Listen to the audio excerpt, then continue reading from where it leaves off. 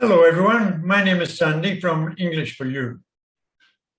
I am a teacher teaching English to students who are currently studying to try and get entry to foreign universities, and they need to take an English level proficiency test before they can even apply to the university that they wish to go to. Now currently there's two main tests that assess the English proficiency for universities. And I'm asked by students, which one should I take? Should I take IELTS, which is the International English Level Testing System, or should I take TOEFL, which is the teaching of English for foreign English learners? Well, that's not easy to answer. Number one, they need to check with the university first to see who they prefer, which test they prefer their students take and what levels they've got to get. However, many universities, a lot of universities will accept either test, TOEFL or IELTS, but they'll still have a preference. They will still give you their first preference, and some will give you an option if you're taking the other one and the level that they'd expect you to get to in that, which should equate fairly equally to the fluency level that they require. So that's the two options. But the first action is to check with the university of your choice or the institution of your choice what they actually require. And then you can go on to make further decisions from there. As for the two tests themselves, I think it's time that I give you some clarification on them and their modes of operation. So if you want to know more about these tests, please stick with me and we'll cover them now. Thank you. So you would like to know what the differences or the similarities are to the TOEFL and the IELTS level, English level testing systems. I'll be happy to tell you. So what do they actually do? Well, both tests assess the proficiency of the candidates in English and the level of the proficiency they have. Both tests cover all four English disciplines, which is listening, reading, writing, and speaking. And both tests require a good degree of fluency to get a good achievement in either of these two tests. Let's look at the TOEFL, what it's used for. Its prime use is to gain access to American universities. And as I say, the test was designed in Stanford University, and it is still used nearly only for the academic and learning institution aspects. Whereas the IELTS, which is the English level testing system, International English Level Testing System, which was designed in England and covers UK English type English. Now, there's two aspects to this particular test. There's a general test and there's an academic test. The academic test does gain access to universities in UK, Canada, South Africa, New Zealand, and Australia. So a huge, broad spectrum of universities are looking to get an IELTS qualification to get in. However, there are far more students want to go and study English or go study at American universities. So they need an English assessment from those universities, which normally require a TOEFL. But let me just say at this point, actually, that a lot of institutions, in fact, I'd say probably the majority of institutions will accept either of these two testing systems at a set level. But they'll have a preference, and the preference will be depending on the countries. As I say, in the States, it will be for TOEFL, and in most other English-speaking countries, it will be the IELTS. Now, as I say, the IELTS has also got this other aspect, which is a general aspect, and this is the one that's used for immigration primarily, people that want to go and live in one of the English-speaking nations, and they want to immigrate there, and they'll be given what degree of English they're required in IELTS, in an IELTS test. So that's the two aspects of that. Also, the general test is quite popular for career paths and for work and jobs, etc. So it's got multi-purposes, the IELTS, and for that reason, it's probably the most popular test currently in the world. So they're both pretty good tests. But how do they equate to each other? Well, let's just talk honestly that they're both testing the same thing. So hopefully, if a candidate goes in with a certain level, no matter what test he's taking, or she or she's taking, whether it's the IELTS and they get a band, or the TOEFL they get a score, we would hope that they're pretty closely matching, in fairness. Otherwise, there's no point in having these tests. So let's just run through the scoring systems here. Now, I'm not going to cover the first three here, the bands 1 to 4, 4.5, and 5, because at these levels you're well below fluency, and there's a lot of work to be done before you get anywhere in these tests. But from 5.5 upwards in the IELTS banding, there is opportunities become available. So 5.5 equates very, very closely to 46 to 59 in the TOEFL. 6 equates to 60 to 78. 6.5 from 79 to 93. 7 from 94 to 101. Now, I'd just like to say that 6.5 and 7 are the two levels that's most commonly asked for various access to learning institutions. Once we go above there into the 7.5, which equates to 102 to 109, 8, 110 to 114, 8.5 to 115 to 117, and 9 to 118 to 120. These are very high fluency scores, and are very, very difficult for non-speakers of the English language to get that high up, but many do, so congratulations to them.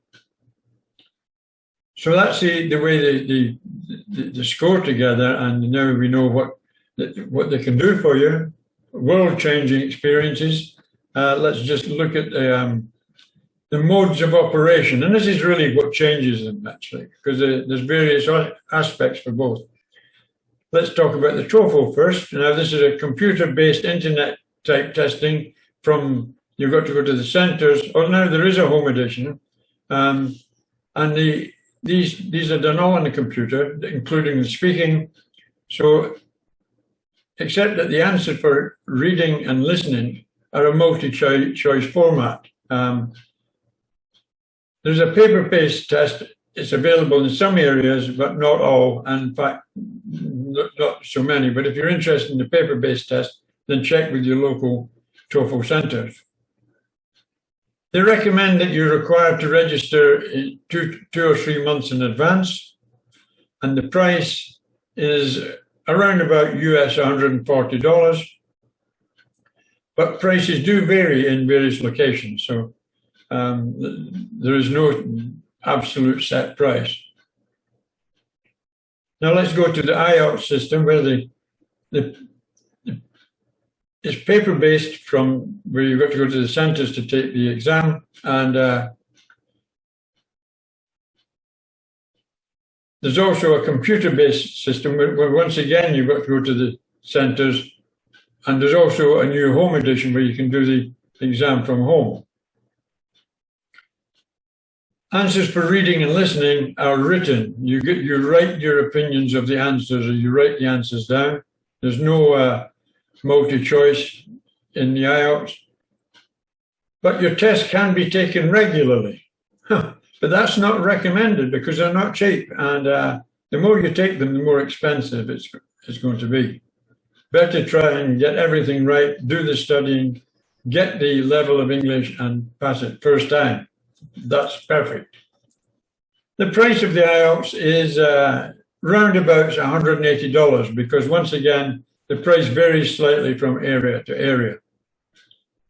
So that's the two tests, and of course there's a lot more information to go with these that I will be discussing in other videos.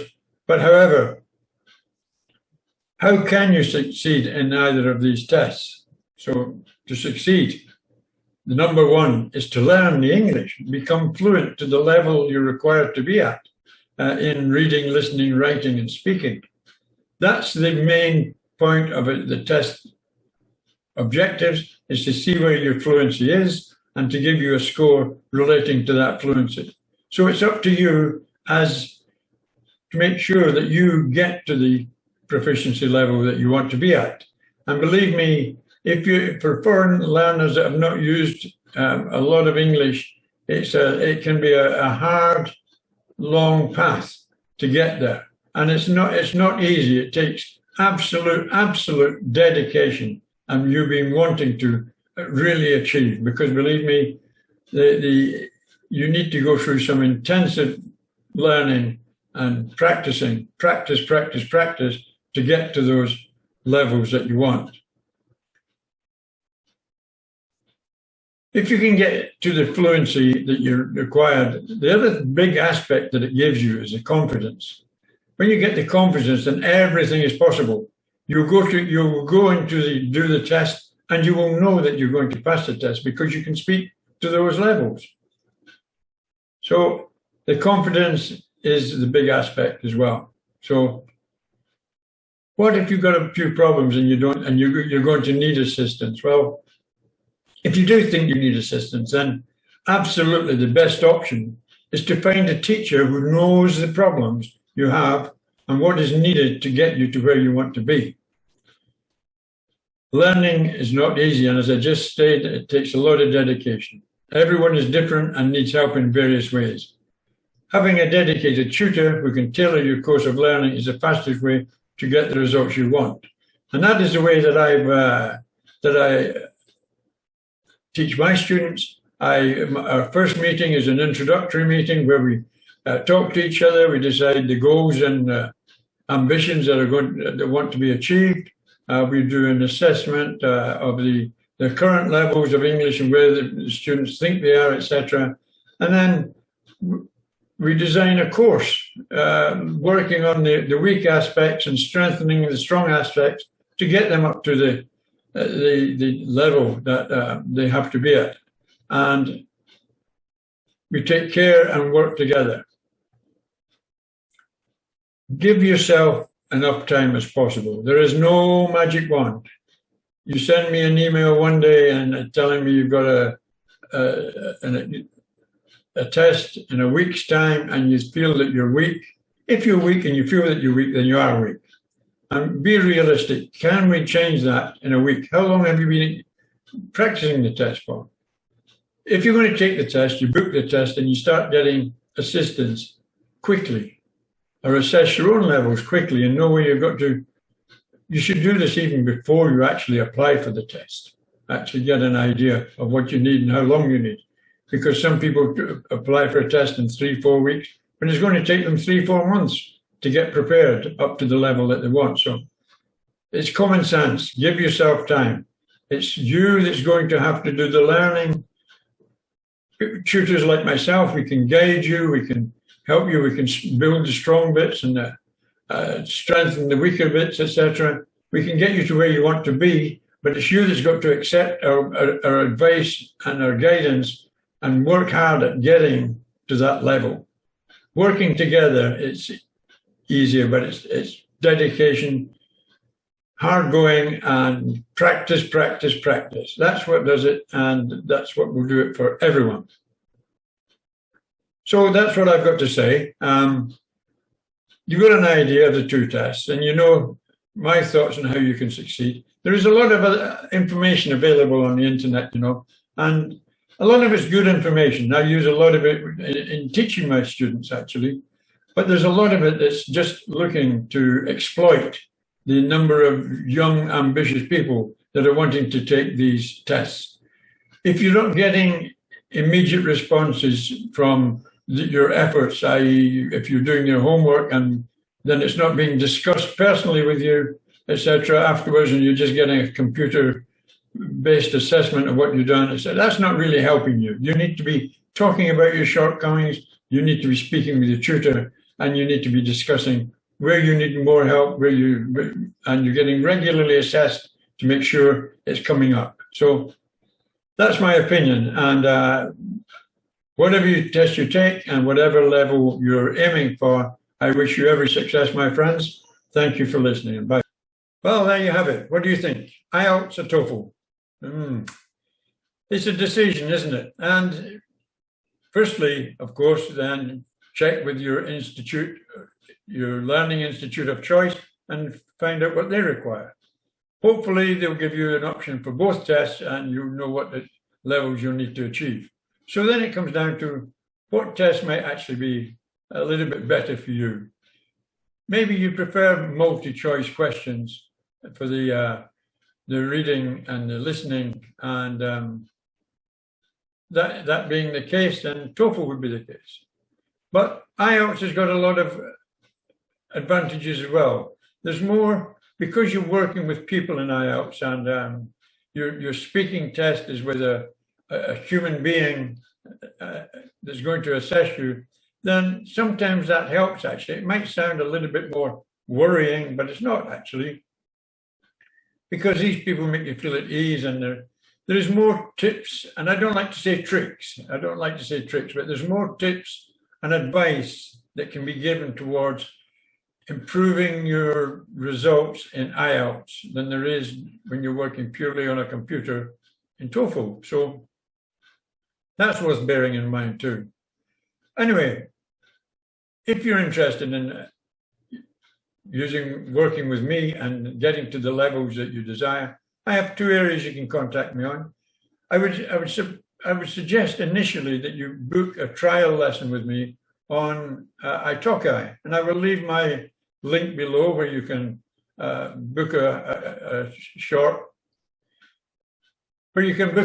test lesson, and then we can discuss at that lesson where you are now, what your ambitions are, how long we think it will take, and if you're happy with everything, then we can start as soon as possible getting you primed and ready to walk in and be successful at whatever test you're going to take.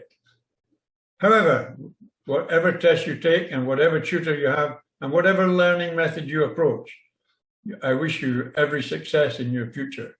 Thank you for watching, and goodbye for now.